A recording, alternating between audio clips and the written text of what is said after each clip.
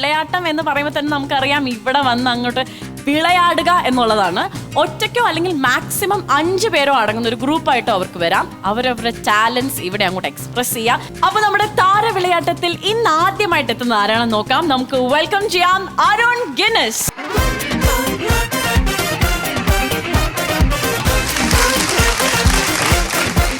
Hi Arun. നമസ്കാരം. നമ്മുടെ താര വിളയാട്ടത്തിലേക്ക് സ്വാഗതം. Thank you. വിളയാടാൻ റെഡി ആണല്ലോ അല്ലേ? തീർച്ചയായിട്ടും. അപ്പൊ അരുൺ ഇന്ന് എന്തൊക്കെയാണ് നമുക്ക് വേണ്ടി ചെയ്യാൻ പോകുന്നത്? ഞാൻ സാധാരണ ചെയ്യാറുള്ള സിനിമ പിന്നണി ഗായകരുടെ ശബ്ദാനുകരണമാണ്. ഓക്കെ. അപ്പൊ ആദ്യം നമുക്കൊരു ഫീമെയിൽ വോയിസിൽ പാടാം വാണി ജയറാമിന്റെ ശബ്ദത്തിൽ. ഓക്കെ.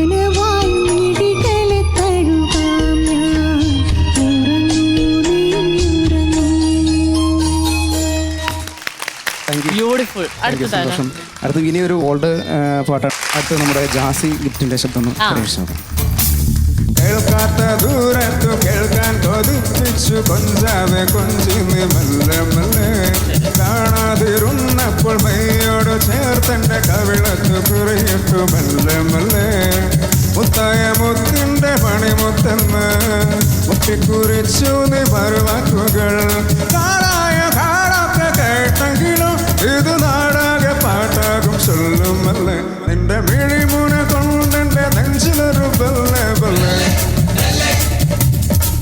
നിന്റെ ചിരിമഴ നിറഞ്ഞപ്പോൾ അടിമുടി ബല്ലെ ബല്ലെ. നമുക്കൊരു ചെറിയൊരു ടെസ്റ്റിംഗ് അല്ലെങ്കിൽ ഒരു ചാലഞ്ച് കൊടുക്കാം. നമ്മൾ ശരിക്കും ഒറിജിനൽ വോയിസ് ആദ്യം കേൾക്കുന്നു, എന്നിട്ട് അരുൺ പാടുന്നു. അതെങ്ങനെ ഉണ്ട് ആ ഒരു ചാലഞ്ച്? താരവിളയാട്ടം എന്നൊക്കെ പറയുമ്പോ അത്ര ഒരു എന്താ കാര്യം വെച്ചിട്ടുണ്ടെങ്കിൽ അരുണിനെ സംബന്ധിച്ച് ഞാൻ നമ്മളുടെയൊക്കെ ഒരു കാഴ്ചപ്പാടില് പക്കാ പ്രൊഫഷണൽ സിംഗേഴ്സ് പാടുന്നതിനേക്കാൾ മനോഹരമായിട്ട് പാടുന്ന ആള്. അപ്പൊ നമുക്ക് ഈ ടെസ്റ്റിംഗിലേക്ക് പോവാം അല്ലെ? ചാലഞ്ചിലേക്ക്. Okay, ready. ഒറിജിനൽ വോയിസ് വരട്ടെ.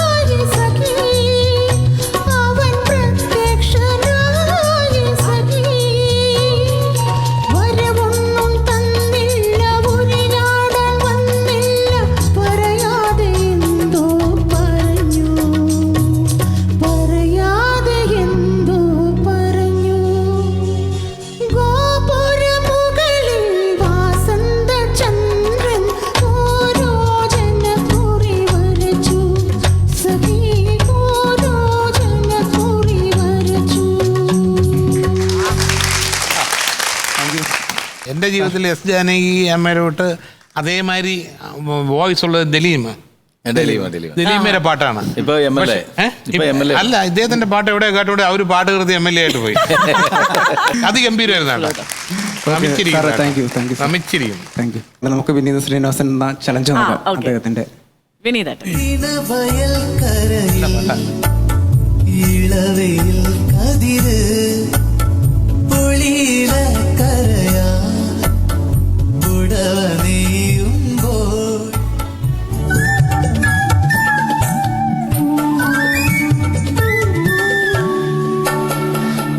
വയൽ കരയിൽ ഇളവയിൽ കതിര് പൊളിയിട കരയാൻ ഉടവനെയുന്നു പുലരി മഞ്ഞു നനഞ്ഞു നിന്നൊരു പവിഴ മലരിനു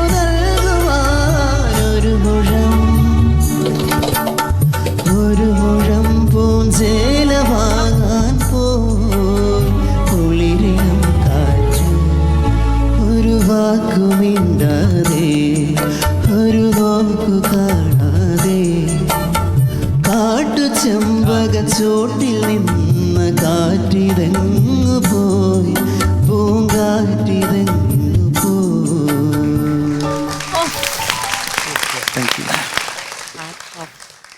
ഇത് ശരിക്കും പറഞ്ഞാൽ ഇതൊരു വലിയ റിസ്ക് പിടിച്ച പരിപാടിയാണ്. കാരണം നമ്മൾ ഒറിജിനൽ വോയിസ് കേട്ടിട്ട് പെട്ടെന്ന് നമ്മൾ ഇമിറ്റേറ്റ് ചെയ്യാന്ന് പറയുന്നത് വലിയ വെല്ലുവിളിയാണ്. കാരണം എപ്പോഴും നമ്മൾ മിമിക്രി ചെയ്യുമ്പോഴും ഇപ്പൊ ഏതെങ്കിലും ഒരു നമ്മൾ ചെയ്തുകൊണ്ടിരിക്കുന്ന ഏതെങ്കിലും ഒരു താരത്തിന്റെ ശബ്ദം കേട്ട ഉടനെ നമ്മൾ ഇമിറ്റേറ്റ് ചെയ്യാൻ നിന്നാൽ അത് വലിയ വില കൊടുക്കേണ്ടി വരും. കാരണം ഒരിക്കലും അതുപോലെ അല്ല, സിനിമയിലെ വോയിസ് വേറെ ആയിരിക്കും, വോയിസ് വേറെ ആയിരിക്കും. അതാണ് അതിന്റെ. അപ്പൊ ഇതൊരു വലിയ ചലഞ്ചാണ്. ഗംഭീരായി. താങ്ക് യു, ഒരുപാട് സന്തോഷം. താര വിളയാട്ടം എന്ന് പറയുമ്പോൾ എനിക്കൊന്ന് ഇത് തന്നെയാണ് അല്ലേ രാജേട്ടാ? എന്ന് തോന്നി. ഇതൊക്കെ ഞാൻ പറയാം, നമുക്ക് ചിന്തിക്കുന്നതിനും അപ്പുറത്താണ്. അതായത് ഒരേ സ്ഥലത്ത് ഒരാളുടെ വോയിസ് ചിലപ്പോൾ ഇമിറ്റേറ്റ് ചെയ്യാൻ പറ്റിയെന്ന് വരും, അല്ലെങ്കിൽ മിമിക്രി ചെയ്യുന്ന പോലെ അല്ല ഇത്. അതിനേക്കാൾ സംഗീത ജ്ഞാനം വേണം, അവരുടെ സെയിം മീറ്ററിന് ഒത്തു പോകണം. അത് ഒരുമാതിരിപ്പെട്ടവർക്കൊന്നും ഞാൻ വളരെ കുറച്ച് പേരെ ഇങ്ങനെ കണ്ടിട്ടുള്ളൂ. സംഗീതം പഠിച്ചിട്ടുണ്ടോ ശരിക്കും? എങ്ങനെയാണ്? ഞാനൊരു ആഗ്രഹം ഉണ്ടായിരുന്നു, 3 മാസം പോകാൻ പറ്റുള്ളൂ. വളരെ ആഗ്രഹം ഉണ്ടായിരുന്നു സംഗീതം പഠിക്കാൻ. അതിനുള്ള സാഹചര്യം ഉണ്ടായിരുന്നില്ല. മിമിക്രി ശരിക്കും എനിക്ക് ചെറിയ വിക്കലുണ്ടായിരുന്നു. അതാണ് മിമിക്രിയിലേക്ക് വരാനുള്ള ഒന്നാമത്തെ കാരണം. സ്റ്റേജിൽ കയറി ഒന്ന് വർത്താനം പറഞ്ഞ അപ്പോൾ വിക്കല, ഏതെങ്കിലും ഒരു പേടിയുള്ള വ്യക്തി കാണുമ്പോൾ അപ്പം എനിക്ക് വിക്കൽ കൂടും. അപ്പൊ ഞാൻ നോക്കിയപ്പോ മിമിക്രി ഈ പാട്ട് പാടുമ്പോൾ വിക്കലില്ല, പാട്ട് പാടുമ്പോൾ വിക്കലില്ല. എനിക്ക് പക്ഷേ വിക്കൊന്നുമില്ല. പക്ഷെ ആരെങ്കിലും പാടാൻ പറഞ്ഞ ശബ്ദം നിന്നു. അതെന്ത്? അതൊരു പ്രത്യേക തരം ഒരു ജോണറിൽ വരുന്ന ഒരു കാര്യമാണ്. പാടാൻ പറഞ്ഞാൽ അപ്പൊ എന്റെ പക്ഷെ രാജേട്ടന് നൃത്യങ്ങളിലോടാണ് താല്പര്യം ഞങ്ങൾക്ക് അറിയാം. അതൊക്കെ കലാമണ്ഡലത്തിലെ ഗുരുക്കന്മാരുടെ. യെസ് അരുൺ, ഈ വേദിയിലേക്ക് വന്നതിന് ഒരുപാട് നന്ദി. ഞങ്ങളുടെ ഒരു ടോക്കൺ ഓഫ് ലവ് ആണ് ലണ്ടൻ ക്ലാസിക് നൽകുന്ന ഒരു ഷർട്ട്. രാജേട്ടാ പ്ലീസ്.